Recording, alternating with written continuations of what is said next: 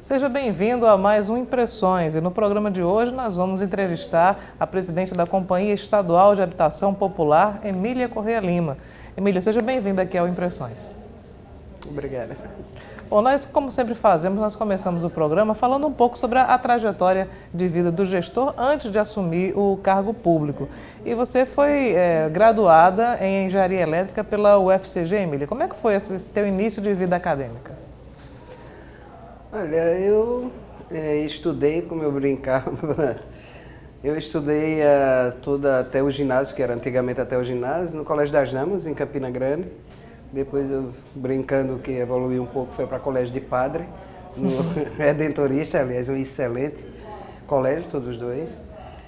E aí, depois disso, fui para a universidade. E na época, o que a gente sonhava em termos de ser cientista e tudo, era estar no auge de engenharia elétrica, que ainda hoje eu gosto, né?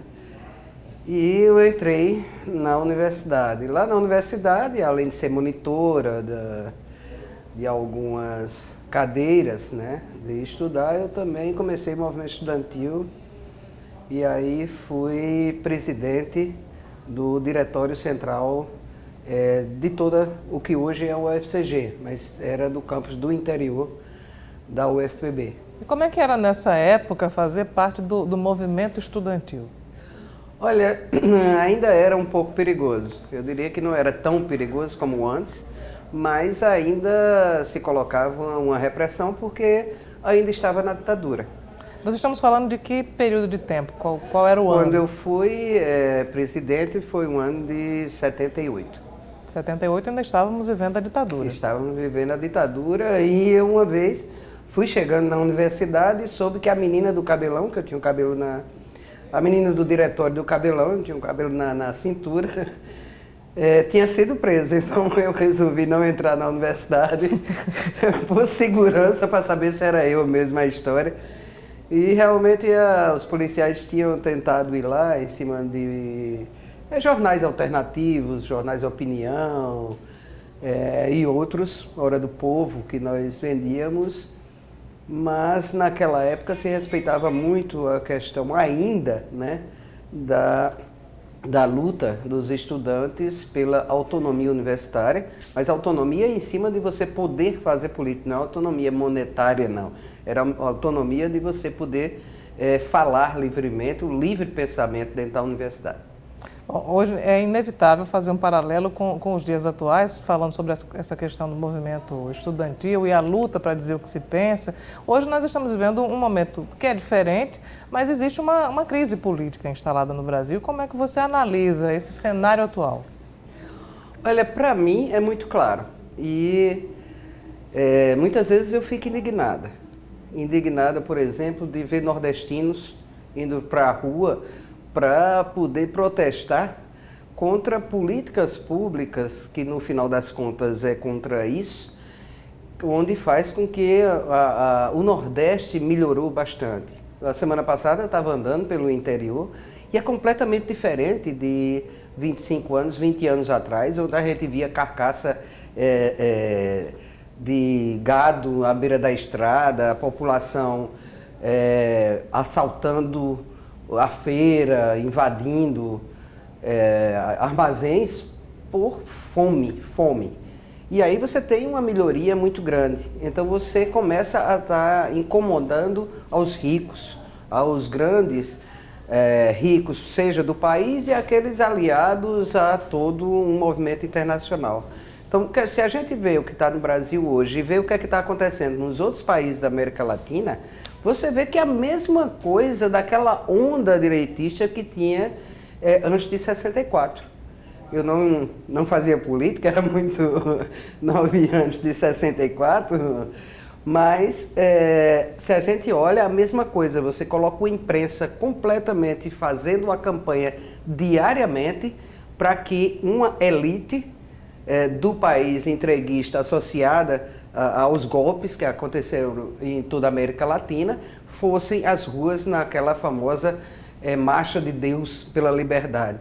Ora, a Marcha de Deus pela Liberdade e contra a corrupção e tudo aí, e depois você entra na ditadura, aí é que você vê o que é que tem de corrupção aumentando. Então hoje é a mesma coisa.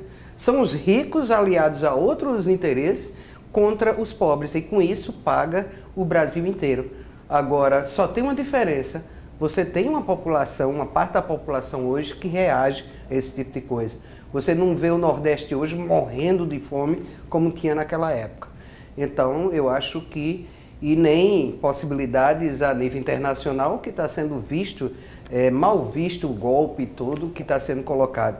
Por exemplo, se você reparasse, para deixar bem clara a minha posição, por exemplo, sua casa fosse assaltada, você vai para um juiz para ver quais eram os suspeitos e quem assaltou a sua casa.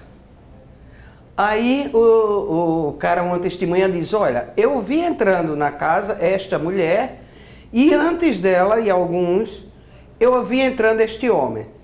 E o juiz disser: não, eu não quero saber do que este homem fez, eu só quero saber desta mulher. E você descobre que este homem tem um parentesco com que a mulher do juiz trabalha. Como você classificaria esse juiz? E como é que você se sentiria em relação à apuração da sua casa que está sendo roubada? Para mim está muito claro. Na sua opinião, então, a Lava Jato ela é seletiva, ela é autoritária? Ela não é para apurar a corrupção no Brasil. Ela é para atingir e dar um golpe no poder constituído. Qualquer que seja, eu não concordo com muita coisa que está sendo feita no governo federal. Mas nós temos que lutar para que não haja golpe no Brasil. Qualquer golpe coloca em segurança e instabilidade todo o futuro do nosso país. No meio dessa confusão toda, Emília, nesse turbilhão que se tornou o cenário político nacional, tem gente que vai às ruas com faixa pedindo a volta da ditadura ou intervenção militar. Você que militou no movimento estudantil na década de 70, como é que você se sente quando vê esse tipo de manifestação?